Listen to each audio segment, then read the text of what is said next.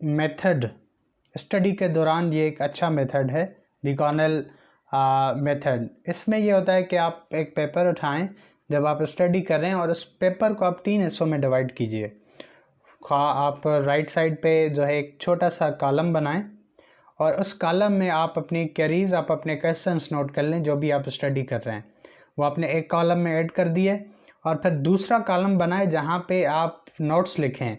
यानी कि एक तो आपने क्वेश्चंस नोट कर लिए और फिर नोट्स लिखें कि आपने कौन सी चीज़ सीखी है, शॉर्ट नोट्स होते हैं वो, ठीक है। और फिर नीचे से एक दूसरा रो बना दें पूरा, या फिर तीसरा कॉलम बनाएं और यानी कि 3 सेक्शंस में वो डिवाइड होगा। तीसरे सेक्शन में आप फिर वो आप समराइज करें मेन पॉइंट्स उसकी क्या थी जो आपने लर्निंग की है।